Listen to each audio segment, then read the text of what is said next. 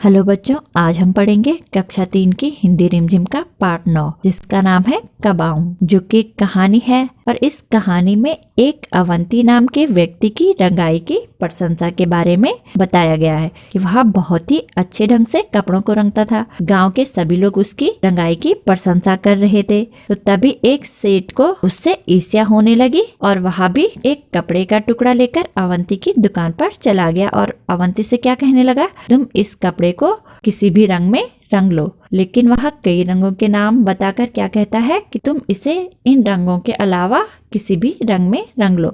अवंती सेठ की मन की बात को भांप लेता है और उससे कपड़ा लेकर उसे अलमारी में बंद कर देता है।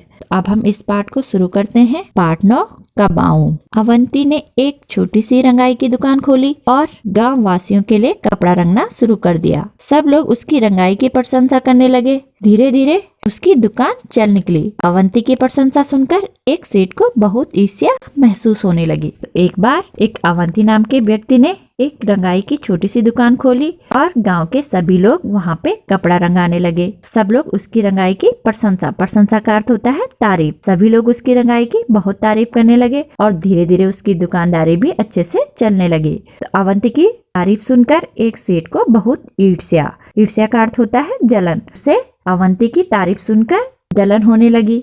अवंती को परेशान करने के लिए वह सेठ कपड़े का एक टुकड़ा लेकर अवंती की दुकान में जा पहुंचा। दरवाजे के अंदर घुसते ही सेठ बुलंद आवाज में बोला, अवंती जरा यह कपड़ा तो अच्छी तरह से रंग दो। मैं देखना चाहता हूँ तुम्हारा हुनर कैसा है। तुम्हारी काफी तारीफ सुनी थी इसीलिए आया हूँ।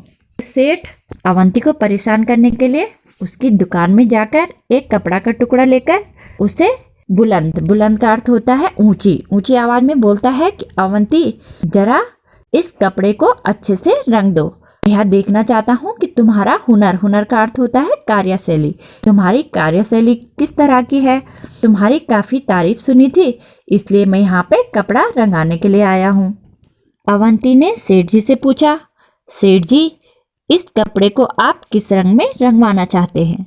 अवंती ने सेठ जी से क्या पूछा, सेठ जी आप इस कपड़े को किस रंग में रंगवाना चाहते हैं।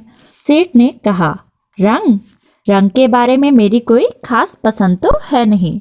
मुझे हरा, पीला, सफेद, लाल, नारंगी, नीला, आसमानी, काला और बैंगनी रंग कतई अच्छे नहीं लगते। समझे कि नहीं। अवंती की बात पे सेठ ने क्या कहा, रंग के बारे में तो मेरी कोई खास पसंद है ही नहीं, लेकिन मुझे हरा, पीला, सफेद, लाल, नारंगी, नीला, आसमानी, काला और बैंगनी रंग बिल्कुल भी अच्छे नहीं लगते हैं। तुम समझ गए हो ना कि मुझे कौन से रंग में रंगवाना है। अवंती ने जवाब दिया, समझ गया हूँ, अच्छी तरह समझ गया हूँ। मैं जरूर आपकी पसंद की रंगाई कर दूंगा। तो अवंती ने सेठ को क्या जवाब दिया कि हाँ मैं समझ गया हूँ, मैं अच्छी तरह से आपकी बात समझ गया हूँ और जरूर ही आपकी पसंद की रंगाई कर दूंगा। अवंती ने सेठ का मंसूबा भांपते हुए उसके हाथ से कपड़े का टुकड़ा ले लिया। अवंती ने सेठ की मन की बात को भांप लिया था और उसने सेठ के हाथ से कपड़े का टुकड़ा ले लिया। सेठ ने खुश होकर कहा, अच्छा तो इसे लेने में किस दिन आऊं। अवंती ने कपड़े को अलमारी में बंद करके उसमें ताला लगा दिया और सेठ से बोला, आप इसे लेने सोमवार, मंगलवार, बुधवार, बृहस्पतिवार, शुक्रवार, शनिवार और रविवार को छोड़कर किसी भी दिन आ सकते हैं। तो अवंती की बात को सुनकर सेठ खुश होकर कहने लगा कि अच्छा तो मैं इस कपड़े को लेने किस दिन आऊं। तो अवंती ने क्या कहा, तो अवंती ने कपड़े को अलमारी में बंद करके उसमें ताला लगाकर सेठ से क्या कहा कि आप इसे लेने सोमवार, मंगलवार, बुधवार, बृहस्पतिवार, शुक्रवार, शनिवार और रविवार को छोड़कर किसी भी दिन आ सकते हो और इस कपड़े को ले जा सकते हो। अवंती ने भी क्या किया कि सारे दिनों के नाम बता दिए और क्या कहा कि तुम इन दिनों को छोड़कर किसी भी दिन आ सकते हो। सेठ समझ गया कि उसकी चाल उल्टी पड़ चुकी है, अतः भलाई धीरे से खिसक लेने में ही है। फिर उस सेठ ने दोबारा अवंती की दुकान में घुसने की हिम्मत नहीं की। अब सेठ समझ गया कि जो चालाकी वह कर रहा था वह अवंती समझ चुका है और उसकी चाल उसी पर ही भारी पड़ चुकी है। तो वह क्या सोचने लगा कि अतः भलाई इसी में है कि अब मैं धीरे से यहाँ से खिसक जाऊं। और वह चला गया और उसने दोबारा कभी अवंती की दुकान में घुसने की हिम्मत का अर्थ होता है साहस, उसने फिर कभी अवंती की दुकान में घुसने का साहस भी नहीं किया। इस तरह से अवंती बहुत चालाक था।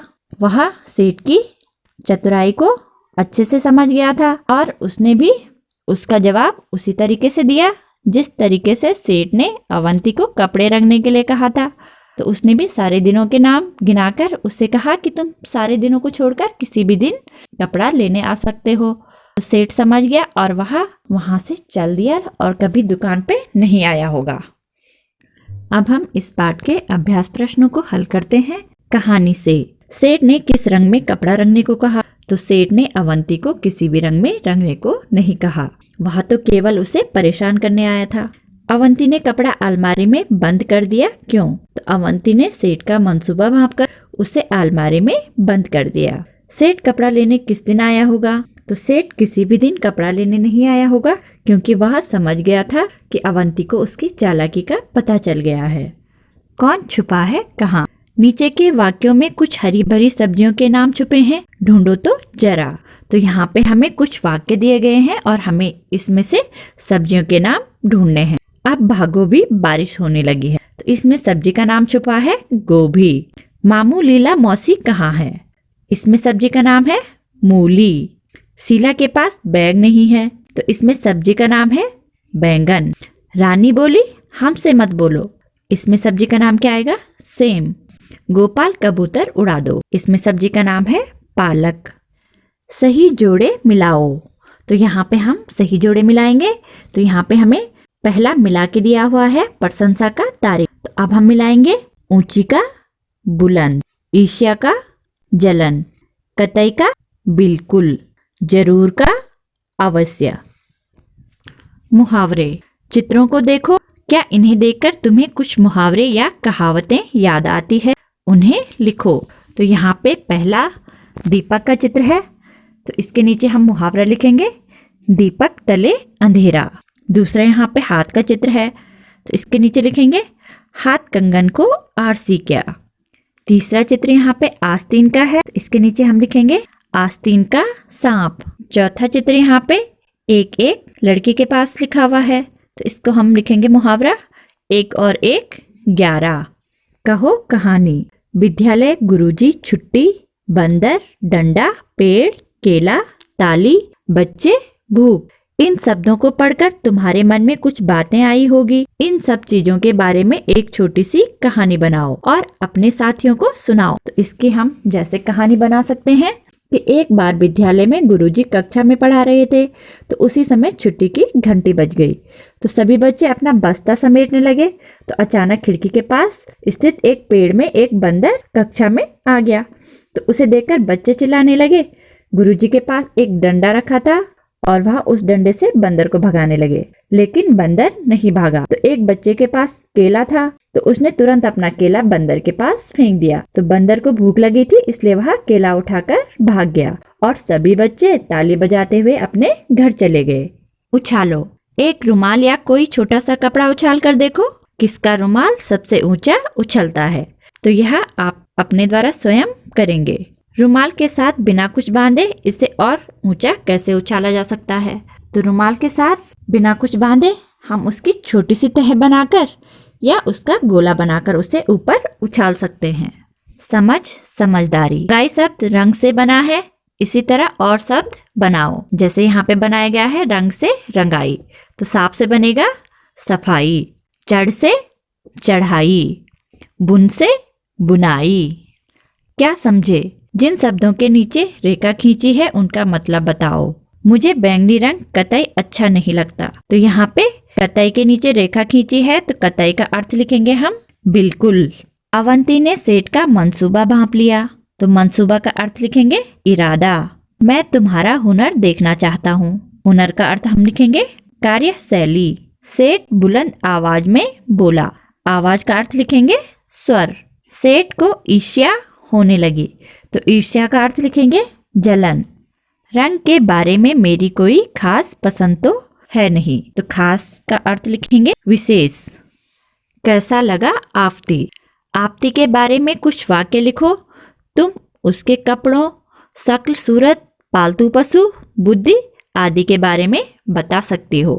तो आफ़ती के बारे में हम यहाँ पे लिखेंगे, आफ़ती बहुत बुद्धिमान था। वह लंबा चोगा पहनता था और उसके चेहरे पर दाढ़ी मूछें और सिर पर टोपी पहनता था।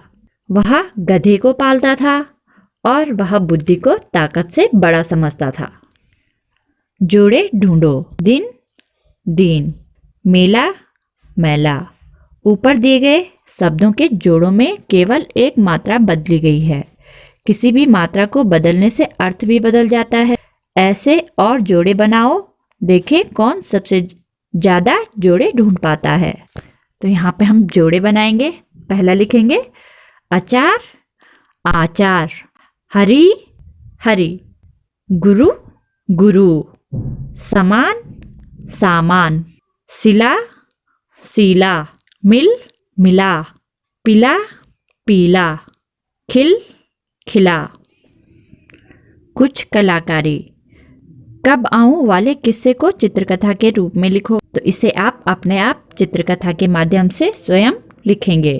क्या है फालतू। कभी कभी हम अपनी बात करते हुए ऐसे शब्द भी बोल देते हैं जिनकी कोई ज़रूरत नहीं होती। इसी तरह इन वाक्यों में कुछ शब्द फालतू हैं, उन्हें ढूंढकर अलग करो। बाजार से हरा धनिया पत्ती भी ले आना। तो इसमें फालतू शब्द क्या जोड़ा गया है, पत्ती। ये क्या हो सकता है, जैसे बाजार से हरा धनिया भी ले आना। एक पीला पका पपीता काट लो। तो इसमें फालतू क्या जोड़ा गया है, पका। एक पीला पपीता काट लो।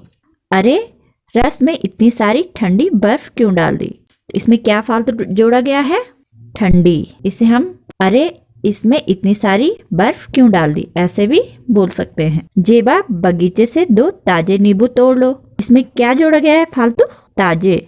जेबा बगीचे से 2 नींबू तोड़ लो। इसे हम ऐसा भी बोल सकते हैं, बेकार की फालतू बात मत करो। तो इसमें क्या शब्द फालतू जोड़ा गया है, फालतू। इसे क्या बोल सकते हैं हम, बेकार की बात मत करो। तो इस तरह से आपका पाठ यहाँ पे समाप्त होता है। धन्यवाद।